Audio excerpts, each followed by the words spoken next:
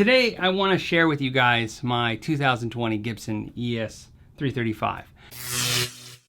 A guitar that's been on my bucket list forever, and it never seemed to line up. It was like I either found one that I liked but I didn't have the cash, or I had the cash but I couldn't find one I liked. And this year something lined up, so I want to share with you a couple things about the Gibson ES335 that I've always liked. It was developed in 1958, released to the market. It was called ES because it stands for Electric Spanish. They had a series before that called EH, which stand for Electric Hawaiian. Different type of guitars, but obviously shows that they were keeping to that naming structure. It was called 335 because apparently Ted McCarty said that when it came to the market, it was going to be $335. Now, interestingly enough, based on inflation, in 2020, that would be just over $3,000, which is what now they ask for these. Now, something to note though, even though it stayed with inflation, you can buy this same guitar as an Epiphone for a fraction of the price. And I played the Epiphones and I have to say, they're on par, they're very good. What makes this guitar slightly better than an Epiphone is just that, slightly. Mostly what you're paying for is the historic value. In other words, the fact that it says Gibson, it's got the right look, it's got lacquer, so it smells like vanilla. There's some cool features on it, but other than that, if you're looking for a type of guitar like this, I think you could really be very content with an Epiphone. I know I would be, but like I said, things lined up for me to get this one. So let me tell you what's interesting about the 2020s and some of the things I didn't like, and maybe some things I had to change. Some of the things I like the fact that they're using a Graphtec new bone nut. They're not using a bone nut, which I would like, but I really like that they're doing that because these come prefab, I'm sure, and that's really helped with the tuning stability. The guitar is staying in tune beautifully. I have to admit, I'm really impressed. I feel like I've tuned it once after I restrung it, and it's been that way for months.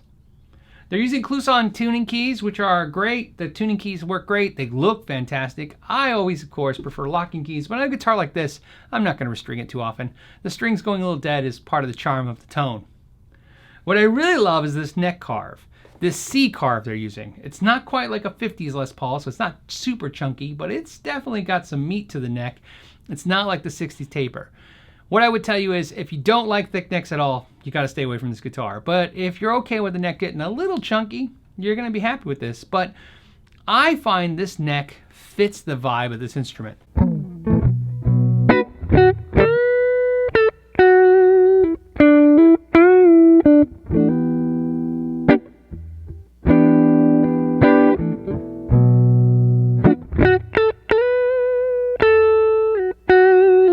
The pickups are new this year. They're called the calibrated T-types, and they're based off of old pickups called the T-tops. Chicago Music Exchange did a limited run last year, and they put these pickups in a really beautiful blue ES335 that I took notice to. And so I don't know if that's the first time those pickups were used, but definitely that's the first time I heard them. And now they're in this guitar. These pickups are very low output. They have a very vintage, kind of creamy, smooth vibe, and I really, really like them. Let's go ahead and show you some of the tones. We'll start with the neck pickup.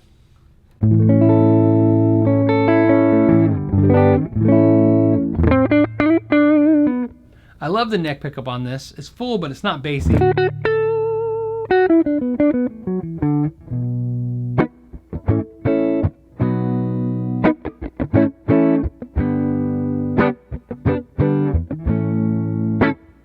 Where I really love the sound though is the middle position with the tone control 80% back on the bridge. And what happens is it warms the notes up and it really softens the attack.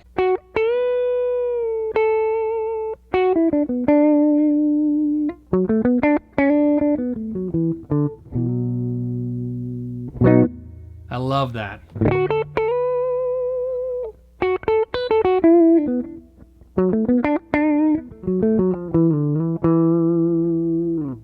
The other thing I love is the bridge pickup, which on my Les Pauls always seems a little bright unless you're using distortion. It's not really the best for clean in my opinion, but on this guitar, it just rings nice.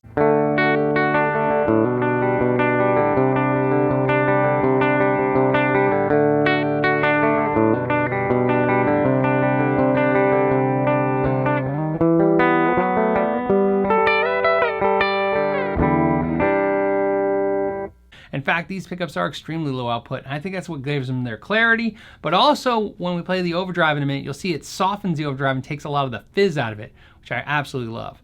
And again, something like that is something you can obtain and put into the Epiphone, and I think you'd be pretty close to getting the tone right on this. I like that they're using aluminum stop-tail bridge. Again, it helps with the weight. This one's 7.5 pounds, and keep in mind, this thing looks hollow, but it's semi-hollow, which means it has a solid block down the center.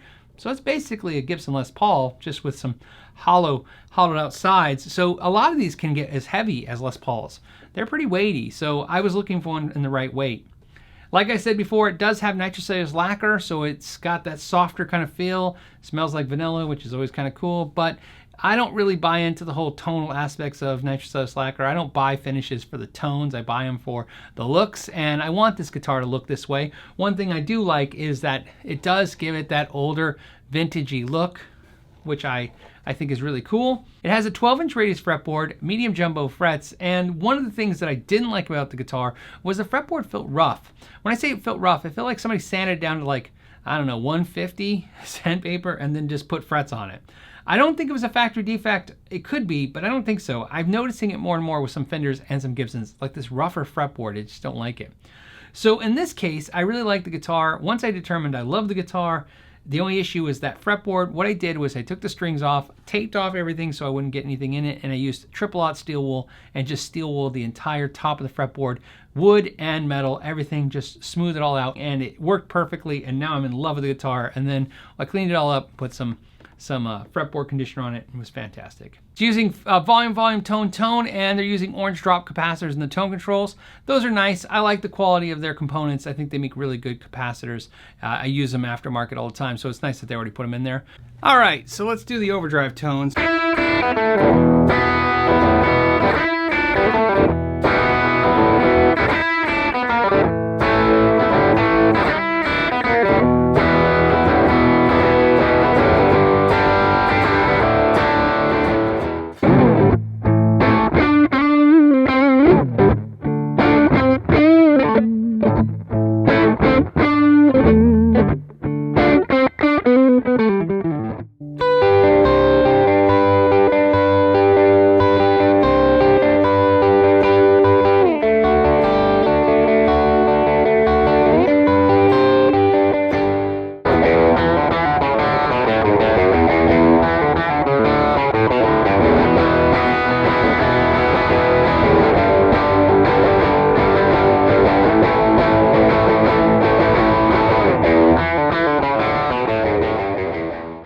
Features on this guitar, of course, is it has the vintage looking binding where it's been aged.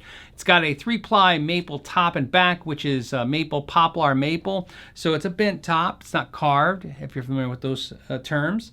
Again, very fantastic guitar. I have to say, I've picked up a ton of ES335s over the years. And every once in a while you find one that just speaks to you and it's really nice. But I have to say this new one of the best ones I've played. There's just something about this guitar. It doesn't have any of the issues I've dealt with over the years with certain ones, and it's got all the things I liked about it. It does seem like they were really trying to make this one really good, and it spoke to me, so of course that everything lined up, so I decided it was time to get one.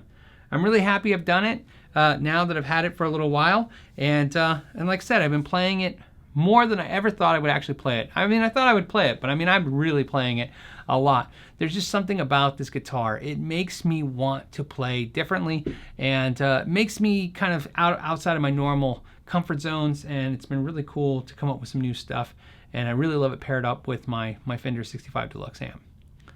On that note, I'm always curious to see what you guys think. Let me know, is this a guitar you've been coveting as well? Something that's on your radar? Are you looking at maybe the Epiphone version of this? Would you like to see a video where I compare the Epiphone one of this? I have something I'm working on if I can get that done. And as always, till the next time, thank you so much for your time and know your gear.